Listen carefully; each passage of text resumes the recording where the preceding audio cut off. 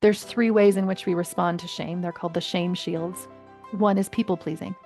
One is shutting down and withdrawing.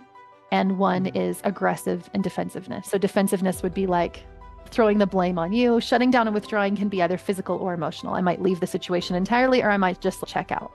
All three of those are responses to shame. That is how we know that shame is there under the surface. If we're doing any of those three things in any relationship, in our business, with our spouses, with our kids, my belief is that this all comes from childhood because our identity was created between 0 to 7. When you're little, you don't have a way of differentiating between I did something wrong and I am wrong. If my parents treated me this way over and over and over again, then maybe that's also how my heavenly parents think of me. Hello, hello. Welcome to the Inherent Identity Podcast. This is Tyson, your good friend. And today I am having a conversation with a shame and parenting expert. It's a little different of a conversation because I actually get coached and we do what she calls shame work. Now, this is actually really important to understand because many of the people that I work with and that I try and help to listen to God so they can live more free, live in a place of trust versus in a place of scarcity, many of the problems come because we have this body that has remembered ways of protection. And when we hold on to shame, when we hold on to fear, our body remembers it. It blocks us from experiencing love, blocks us from experiencing delight from God. It blocks us from being able to hear from Him. And not only that, but Crystal's going to share some concepts about how our relationship with our own parents affects our relationship with God. So this whole episode is filled with awesomeness, and I can't wait for you to engage with it, learn from it, and learn from my experience going through this. I'll talk to you a little bit later. So I do believe that what's contained in this episode has the power to really impact things for you and really open up the doors for you to start experiencing some changes, start experiencing some ways to receive at a greater level. So we'll just dive right into the conversation that I have with my friend Crystal. Here we go. I think we should just dive right in. Treat me like you would a friend who has a hard time connecting with God. What would you do? I would first start talking about the things that you think are blocking you from God. And maybe you have some idea of what that might be, but often people will say things like they don't know if the Spirit does talk to them, or they don't know how to receive answers. They don't know what those answers might be. Sometimes they don't feel loved from God. They feel more like God is mad at them when they do wrong. I even teach teens right now at a little homeschooling co-op, and this has come up even with just the youngest of teenagers, in always feeling like they're falling short somehow, no matter how much they read their scriptures, no matter how much they pray, no matter how kind they are, that unless they remember all of those things all the time and are perfectly present with them, that they are not doing enough and that they could always be doing more. And when I often ask them, okay, what is more? They'll describe perfection. And I often follow up with the question of, okay, is perfection the goal right now in this life? Was God like, okay, you're going to be perfect? Or was God like, you're not, but I am. And through me, you can become that, but not on your own accord, not because you're supposed to just do all of the actions that are perfect all the time. Those are often, maybe I can answer that question, because as much as I listen to God, right, there are still times where I think or want things to be different, or that I feel like that if I make a mistake, that I'll still beat myself up afterwards, because there are a number of things that the Lord's invited me into. A really simple example is taking care of my body in a way that I'm not eating food after dinner, and then I eat food after dinner. And then the judgment, or even those moments where I will question the worthiness that I might have, and those kinds of things. So how would you go about? in my mind, as you were describing it, I was thinking of this concept of like trust versus control. Mm. And trust is trusting that everything that is happening for my good, that this is how it's supposed to be. It's like non-attachment. And on the other side, we have this control of, but I want the outcome to be this. I want it to be this way on this timing. And we often go Yeah. back and forth from that in life. And for me, that's all God. Like God is on the trust side. Like when I am in trust of everything is happening, like that is me connecting with my relationship with God and feeling the release, feeling the power, feeling the presence of that. And when I'm in this control side of like, I know how many clients I want or what I want my Mm. launch to be or what I want my child to not do anymore or what I want them to do or what I want my husband to be different, right? I'm not on the trust side. I'm on the like, I know the way. It is my Yeah. will. I know the way it needs to be. So I'm always thinking of that, like those two energies. One, I think, is the natural man energy, which is why we all have it. But I just Yeah. think, how can I shift more into that trust? And then the other thing you mentioned with any example can work. And if you're listening to this episode and you're like, but my examples are so much more like I really am wrong, Right. just know Yeah. that it doesn't matter what the example is, but it's the idea behind it. I know what the right is, and Yeah. I'm not living in alignment because I'm not doing what I know is right. And when that happens, I move to a space of not just I've made a mistake, but I am a mistake. There's something inherently wrong with Mm. my beingness, my me-ness inside of Mm. me. That comes from childhood. That comes from, and not just our home, but also in church, in community, and anything that humans were, because Yeah. we all have this, where we were taught that we got goodness and love and connection and presence and all that we needed and wanted when we did good. We got A pluses and we got stars and we got love and praise. And when we did bad, we got timeouts, we got spanked, we got grounded, we got yelled at, or we just got the cold shoulder, or we got whatever that is that we don't want. And Mm-hmm. so when that happened over and over again as a child, when you're little, you don't have a way of differentiating between I did something wrong and I am wrong. That doesn't happen when Oh. you're little. Over time, apparently you learn it. I've read some different ages of 7 or 8 or 9 when you start to differentiate this. But from what I've seen in my life and my clients, I would say that most of us don't differentiate this. Most of us go right from failure or mistake or tribulation or trial right to I am wrong and not to I did something wrong. Mm-hmm. We internalize it, we personalize it, we make it mean something about us and our worth and our value. And something true about shame is that shame, that's shame, by the way. I probably didn't mention that, but something wrong with me is shame. Yeah.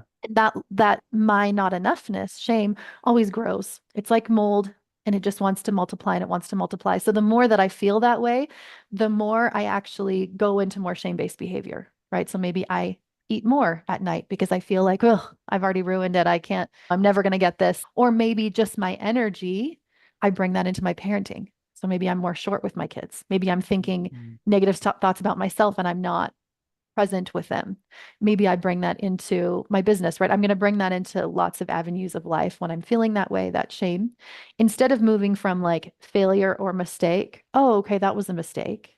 I did something wrong.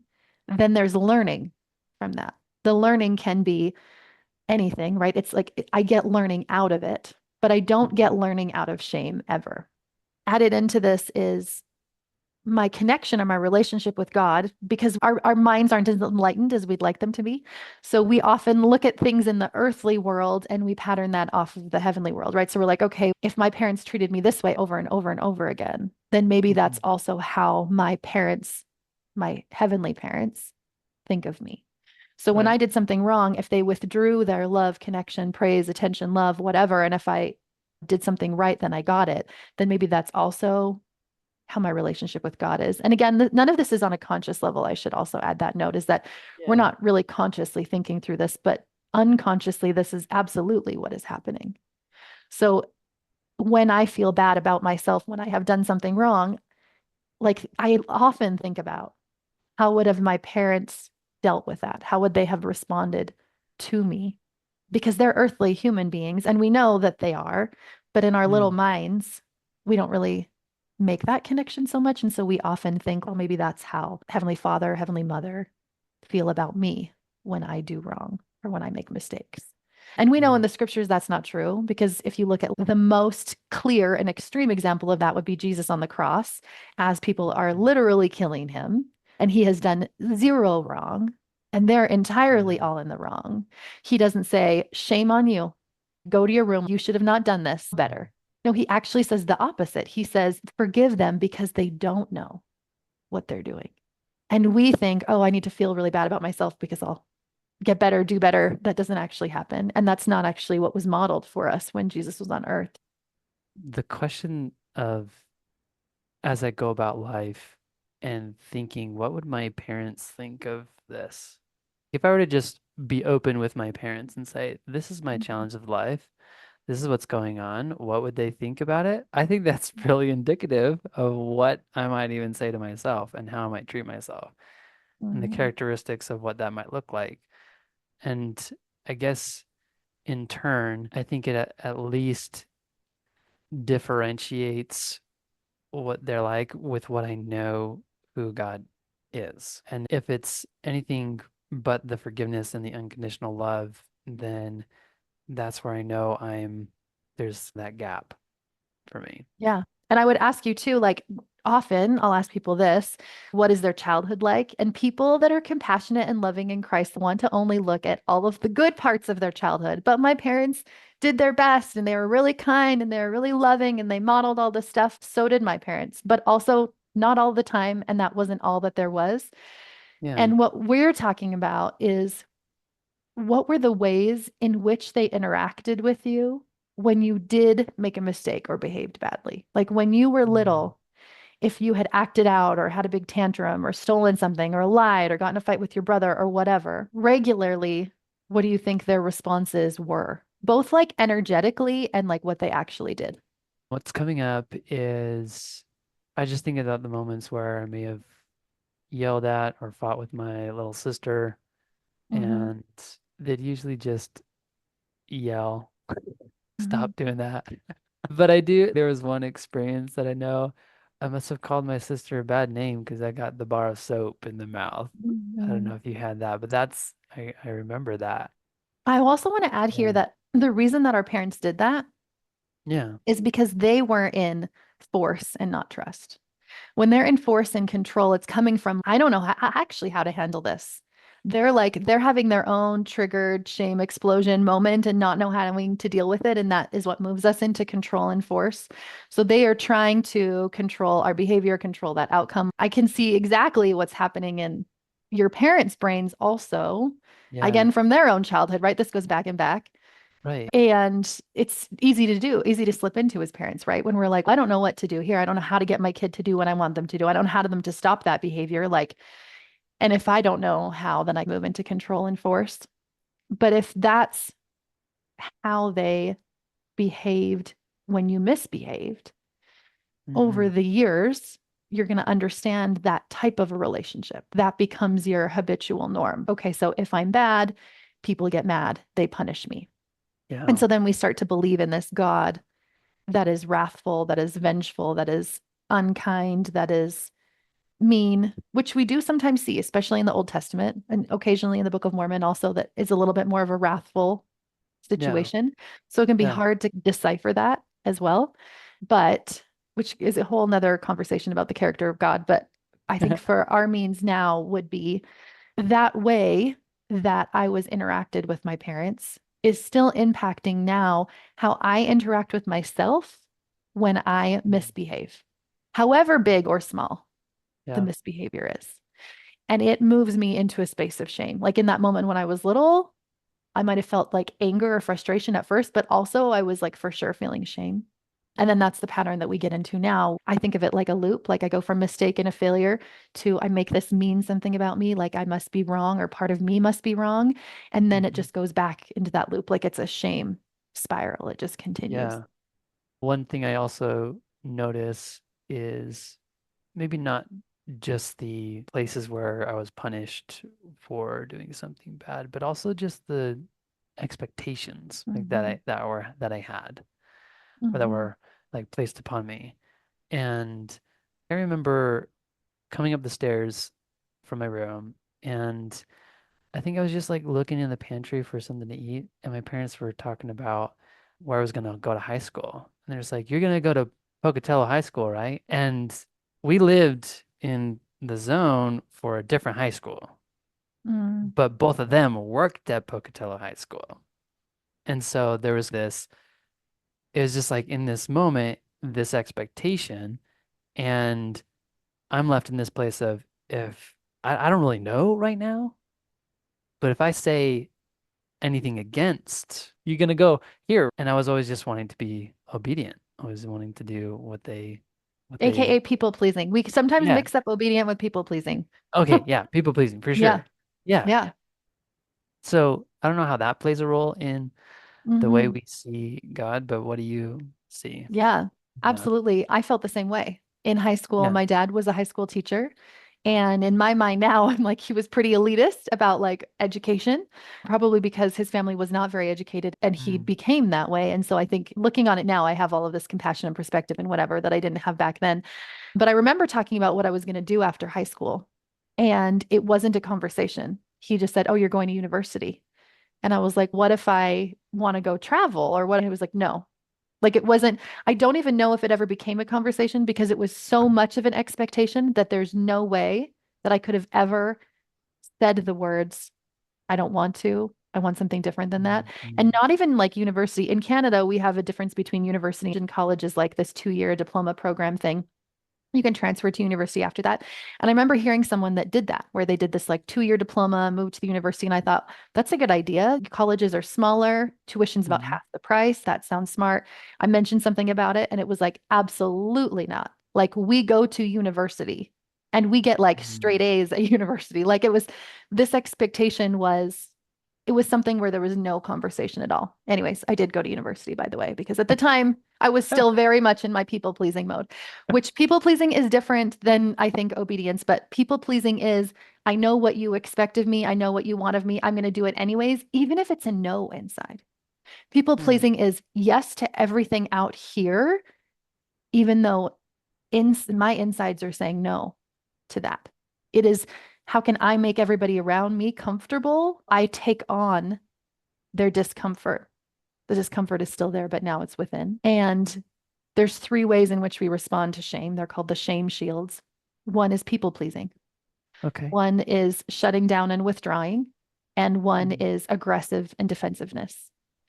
And mm, so defensiveness would be like throwing the blame on you. Shutting down and withdrawing can be either physical or emotional. I might leave the situation entirely, or I might just check out.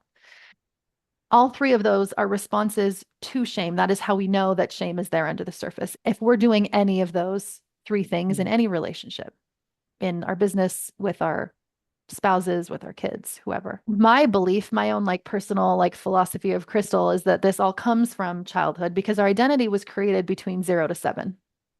That's Mhm. why it comes from childhood, right? So our identity as in ourself, those beliefs we Yeah. have about ourselves. And so those shame-based beliefs were coming from how we were interacted with from our parents, at school, at church, also how we saw other people interact with others. And then these beliefs were created within us, and then they were just cemented. And that's why they're unconscious now, is because they're not really things that we necessarily think about, but they're on autoplay in the background. And they're cemented because then, since then, our brain only shows us evidence of what it thinks is true. So our brain thought that was true. So then it was like every time you made a mistake, it became more and more true. Hmm. Those shame based beliefs under the surface are usually things like these are the ones that come up often. I'm not worthy of respect. I'm not worthy of love and belonging. I'm not seen. I'm not heard. I'm not enough. There's something wrong with me. I'm not understood. I'm not known. They're always all to do with our core needs as a human, which is attachment. Our core needs are to connect, to be loved, seen, heard by others. Hmm. So it's always opposite of that. And another thing that shame does that I've noticed is I call it the hierarchy of humanity, but it puts us Yeah. in a hierarchy. It puts us in a greater than or less than. I am better than you, or you are Right. better than me, usually falling to the you are better than me. So I'm pretending like I'm better than you, but really it's a you're better than me under the surface. That's what most humans do. And which we also know isn't truth, right? Throughout scripture, all men are Yeah. created equal. Everybody is equal through the Lord. We know that's not true too. So shame just puts all sorts of lies Everything shame says is a lie. You are uniquely broken in a way that can't be fixed. You're the Right. only one that feels the way that you do. It makes us feel really lonely and isolated, Mhm. all the opposite of connection. And also, you can never change. This is a part of you, right? You'll never stop eating after 6. You'll always be Sure. this way. And Yeah. not only will you always make this mistake, but that it means something about who Right. you are. So I don't blame my parents for this. I think shame was entrenched in, if you ever read books from like the 18 and 1900s, even like the late 1900s, of very much shame-based stuff. Like I have to pause when I'm reading my kids' books and be like, okay, well, what do we think about this now? About how this interaction went, about what they're saying here. So we were getting it at every angle. If you read parenting books from the 80s, they were just horrific. We would probably call them abusive now. My mother-in-law tells me about the parenting books she reads, and I'm like, whoa. Like we would put that person in prison. But back then we called it like good parenting. So I think that things have already shifted and changed. I don't put all of the blame on just like my individual parents. Like I think it was culture and society. Yeah. But I do think now we are the ones that are responsible for changing that. And if we notice that we're blocked in our personal relationship with Jesus Christ, like how personally do I Hmm. feel like I am known and I know him? And if there's a block there, I've found it so beautiful and healing to do shame work, not even in connection with God necessarily, but just my own shame work. Hmm. And through loving and accepting and coming to know myself, that my relationship with God has changed.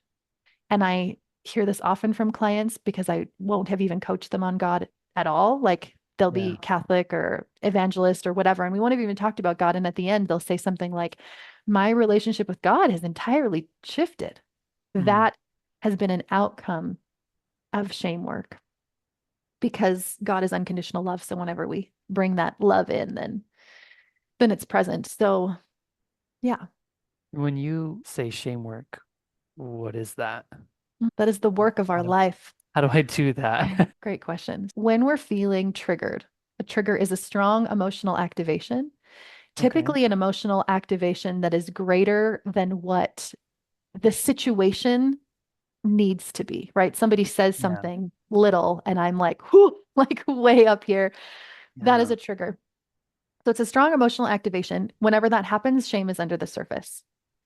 So I use my triggers as teachers. Whoever triggers me most, they're going to be my greatest spiritual teacher. Hmm. I'm going to say that again because that is so important. Whoever is triggering you most in your life right now, whether it be a thing or a person, that is an opportunity for you to have your greatest spiritual teacher because it will show you all of the things happening inside. Often people find this in parenting, so I coach a lot on parenting, but also if it's not happening in parenting, it's probably happening with your spouse or at work. So Yeah. it's happening somewhere. So you figure out that trigger, and then I like to ask myself layered questions. And actually, we'll do this together. Maybe you'll be able to get it more simply, but I want you to think about the last time that you felt bad about yourself when you decided to eat after dinner, even though you told yourself you weren't going to. And I want you to think about why that really bothered you. What about that bothered you? Just the idea that I should not just know better, but I should be better than this, and this shouldn't be a Mhm. problem because I feel like I've worked through things. And it's almost, when is this gonna stop cycling? Like, when can I just get to a Mhm. place where I don't have the desire anymore? Or like Mhm. that this thing could just be done and go away kind of thing. And so there's just all this I want idea you of, to imagine that is true. I'm never going to stop. It's just going to keep cycling. I will never figure it out. I should be mm, farther along than I am. yeah. What are you making that mean about you?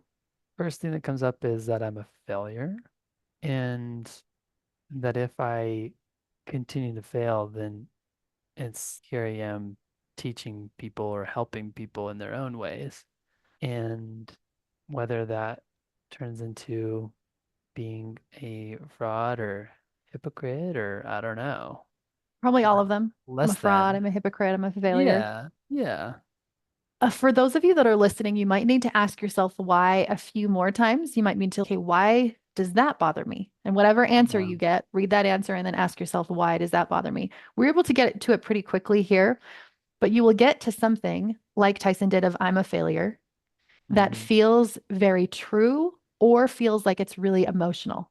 Like maybe tears will come to your eyes, like it will feel very connected. And that's what we want to get to. That's like the bottom, that's the basement. That is the root that often came from our childhood. And this idea of I'm a failure is what I Can I would say call another shame. one? Can Yeah, I say go another? ahead. That's just coming as I am not right in the sight of God. That's what maybe Yeah, feels more connected right now. yeah. And feeling that way, right? Like you can feel it, like I'm not right.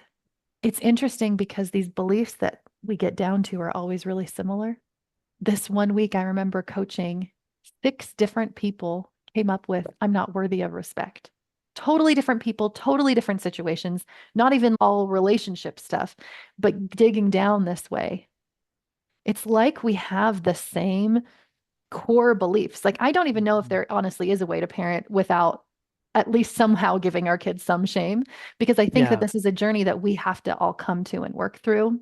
So this isn't to say, oh shoot, now how are all the ways that I'm able to avoid this so that my children like figure this out?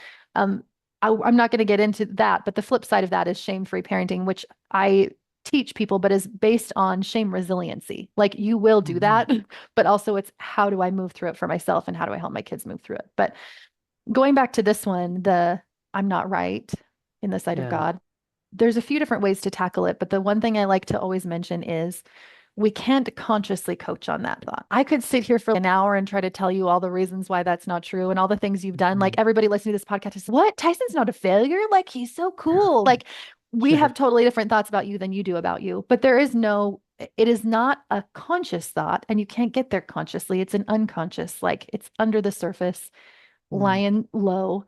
And there is no amount of us talking about it that will help you transition that thought. So sometimes I will talk about it for a minute and just be like, okay, what would your best friend say about that? Or what would God, if you have a good relationship with God, say? Mhm. I'll try to envision somebody that you feel deeply loved and accepted by. They can even be somebody that's passed on, like a grandmother or Right. something. Like, what would they say to you in this moment? And sometimes that can start shifting it a little bit. But personally, I feel like shame is in the body. It's something that like Yeah. gets into my body and then it just like sticks there. And so for me, it's always been like moving my energy. And by energy, I mean like emotion. It's like a feeling in my body. And when I am able Hmm. to feel the feeling and process through it, that is what shifts the shame in my body. And it's usually less conscious than it is Hmm. conscious. We can do a little practice if you want. I can show you how that works Yeah. if you want to Let's do do one. it.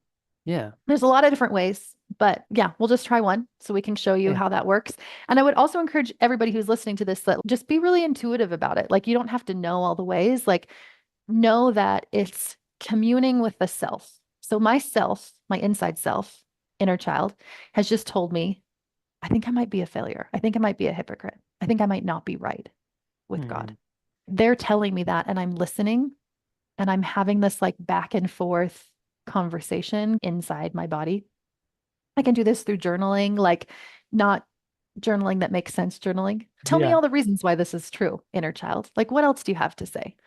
Yeah. But I want to definitely get to a space where I eventually am feeling the feeling in my body. So we're going to do that together.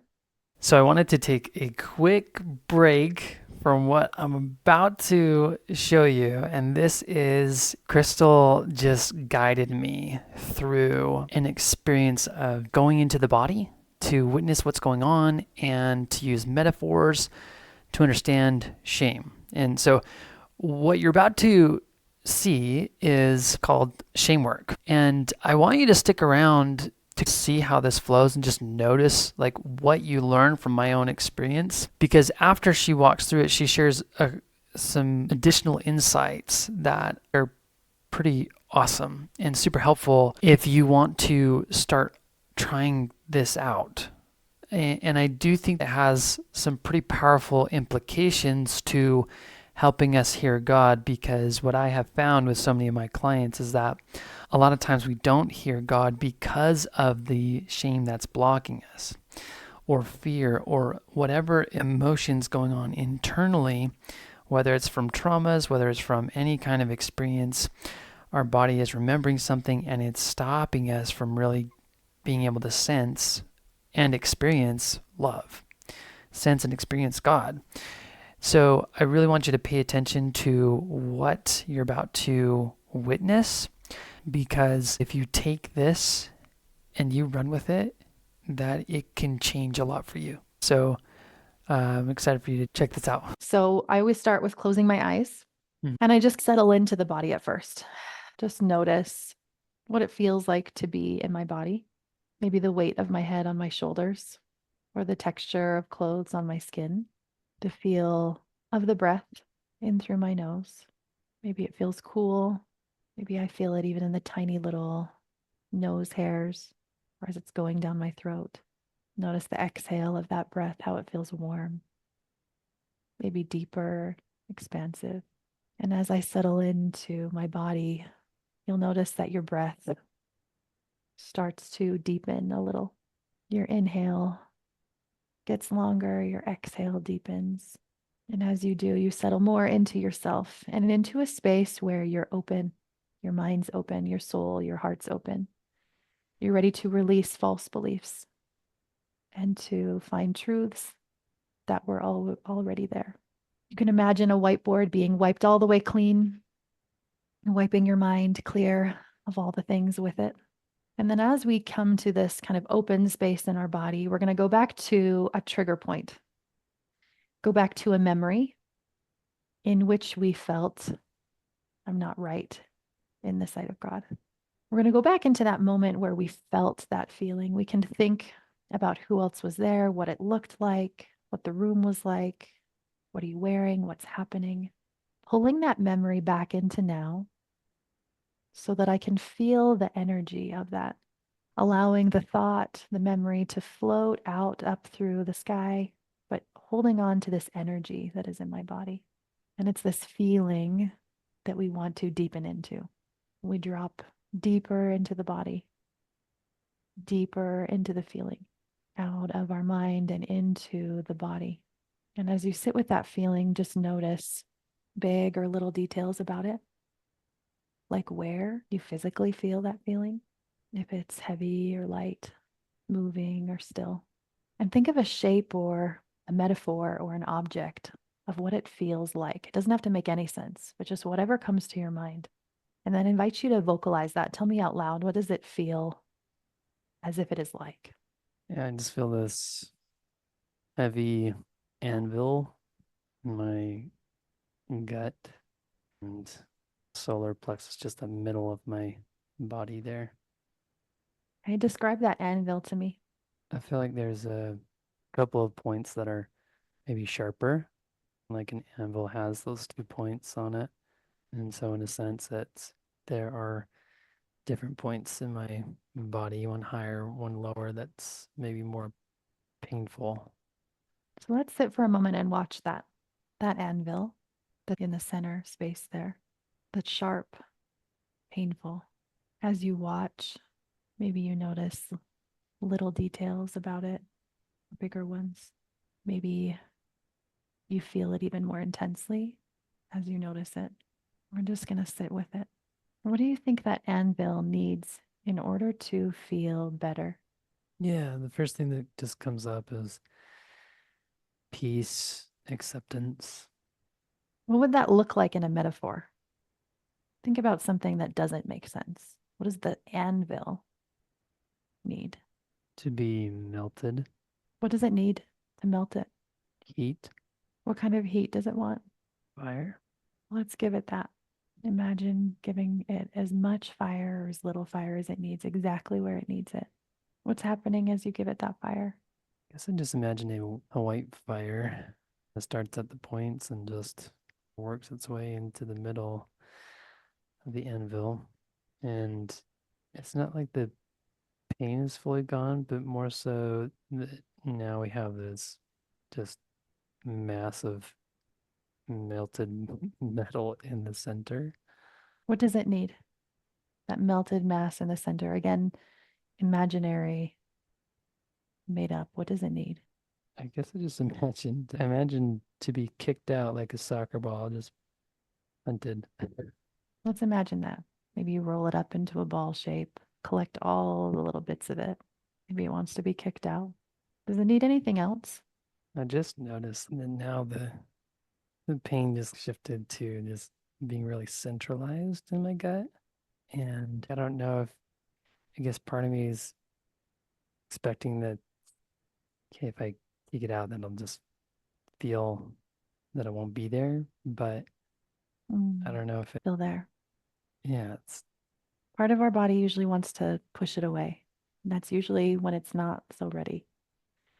So let's let it stay there. And I want you to imagine the most comfortable, warm fabric, like a blanket, like the most comfortable blanket you could ever imagine. And you wrap it around the center, whatever feeling is left there. What texture is that blanket? yeah, I guess it just is really soft. To have a blanket that is really soft, and that's what I imagine putting on it. What color do you think the blanket would need to be? First, I had imagined like red because that's the color of my blanket, but um, the color of blue more so coming Mm. up. So imagine it blue, super soft, just wrapping all the way around that feeling as tightly or as loosely as it needs, just wrapping and wrapping.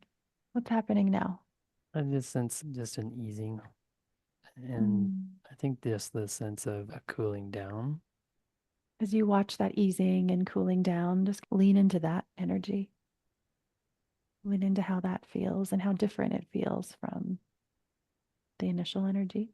You can breathe into it, expand it, imagine it spreading all the way up to your head, down your fingers, down to your feet. Take your pointer finger and your thumb and press them together to make a physical lock for this new feeling. Breathing in through the nose, exhaling out twice as long out through the mouth. And as we do this, as we practice this new emotional state, it becomes a neural trait. That is a phrase from one of my teachers. Practice an emotional state until it becomes a neural trait. And after you've breathed, done that breath 3 times, we're going to just shake the body and then reset, open our eyes. When I have a lot of time to do that, I sometimes Yeah. will also tap into what image or word or thought is coming from the new feeling. And usually it will be the opposite. Usually it'll be something like, you are loved, you're accepted, you Mhm. are love, you are worthy, everything is going to be okay. They're always like beautiful messages because emotions are messages from our brain to our body to our brain. And so usually I'll sit with that for a little bit, listen to some phrases or words that come up or an image that comes to mind. But notice what we did there was really try to take out the mind from it. Even when it was like peace, love, acceptance, it was like, no, in the body. Let's do it in the body because it's not a conscious thing. And so it's actually helpful if we disassociate it. If we don't try to solve it in our mind, if we feel it in our body, it can help shift it. And the more that we practice that, the more we do practices like that. There's lots of things that help. You can do EFT tapping. Mm. You can do an inner child exercise where you imagine it as a child instead of a shape. Imagine what age Mhm. it might be. Let it Mhm. speak to you. Ask it what it needs. Give it what it needs.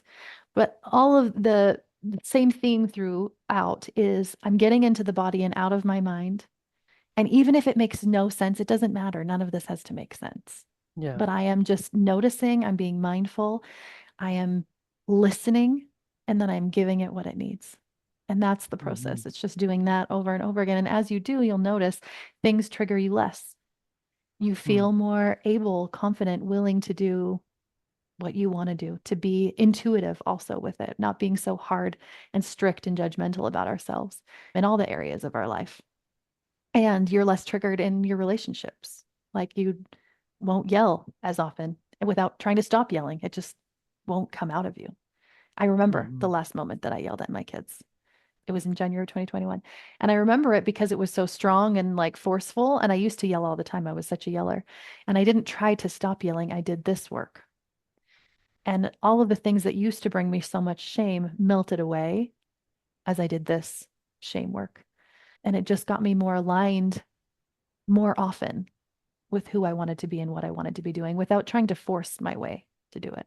I'm Right. way more close spiritually than I've ever been without try to remember to read my scripture, to say my prayers, to do the things. But yeah, that's the process. That's what I would call shame work. Yeah, I love it. And for those that may want to dive into that, Hmm. where do they go? to Hmm. see you, So meet you, interact with you. yeah, I'm on Instagram at the.parenting.coach. My podcast right now is called the Parenting Coach Podcast. I say right now because I might add the word shame in there somewhere. But Okay, and yeah, coachcrystal.ca. Can message me, reach out to me. I do work with people one-on-one, but I also have courses. I have a course specifically designed for faith-based parenting for the work that we talked about cool. today with some guided meditations to take you through your own journey. I love it. Thanks for just going through this. And I think it'll just be helpful for people to reflect on, look at all the ways in which we can massage and look at the shame in their lives. Mhm. So, Yeah, and do it intuitively. You don't have to, yeah, you don't even have to know. You can just get into your body and be like, if my goal is just to feel, is just to yeah. allow, yeah, just do that. Awesome. Hey, we'll talk to you later, Crystal. Thanks, Tyson. We'll see ya. Okay, bye.